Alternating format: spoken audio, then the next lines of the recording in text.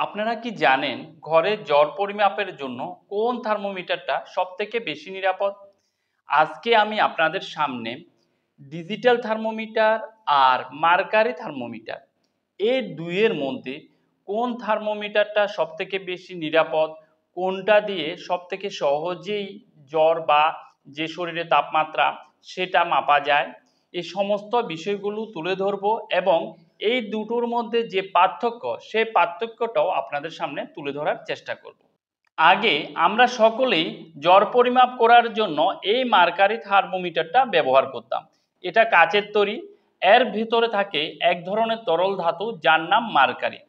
এটা আমরা জ্বর পরিমাপ করার জন্য আমাদের মুখে বা বগলের তলায় কিছুক্ষণ সময়ের জন্য দিয়ে থাকতাম। তারপর এর মধ্যে আমাদের জ্বরের মাত্রাটা কত আছে সেটা দেখা যেত। এখন এই মার্কারি থার্মোমিটার ব্যবহারের কিছু খারাপ দিকগুলো আপনাদের সামনে তুলে ধরব। এই মার্কারি থার্মোমিটারটা কাচের তৈরি, তাই এটা হঠাৎ করে হাতের থেকে কোনো কারণে পড়ে গেলে সেটা ভেঙে যেতে পারে বা কোনো কিছুর সাথে যদি আঘাত লাগে তাহলেও এটা ভেঙে যেতে পারে। এর ভেতরে থাকা যে তরল ধাতু মার্কারি বা পারদ, এটা একটা বিষাক্ত ধাতু। কোনো কারণে যদি এটা আমাদের হাতের থেকে পড়ে বা আঘাত লেগে ভেঙে ওই পারদটা বায়ুতে বা বাতাসে মিশে যায় তাহলে এটা আমাদের শ্বাসযন্ত্র, মস্তিষ্ক ও কিডনির ক্ষতি করতে পারে। বিশেষ করে বাচ্চা বা গর্ভবতী মায়ের আশেপাশে যদি এটা থাকে, কোনো কারণে এটা হাত থেকে পরে যদি ভেঙে যায় তাহলে তাদের জন্য এটা মারাত্মক ক্ষতি করতে পারে।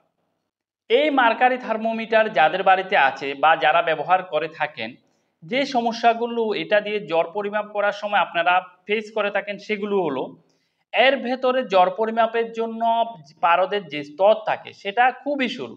তাই যখনই আপনারা জ্বর পরিমাপ করতে যান এটা দেখতে আপনাদের সমস্যা হয়।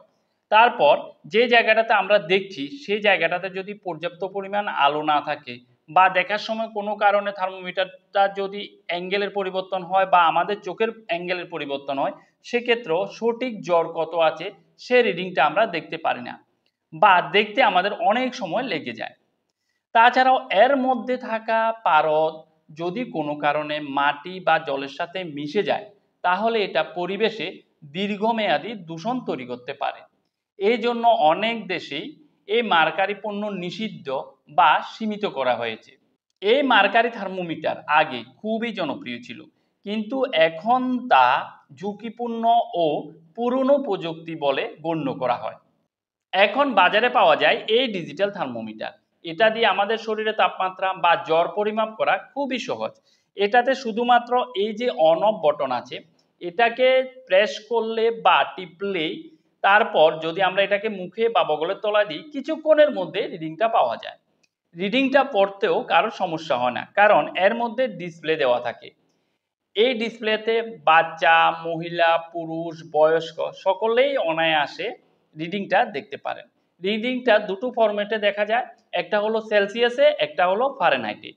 এই সেলসিয়াস বা ফারেনহাইটে নর্মাল টেম্পারেচার বা বেশি জ্বর, জ্বর কখন আসে এ নিয়েও যদি আপনাদের কোনো সংশয় থাকে তাহলে আমার চ্যানেলে একটা তাপমাত্রা চার্টের ভিডিও আছে, সেটা আপনারা দেখে নিতে পারেন।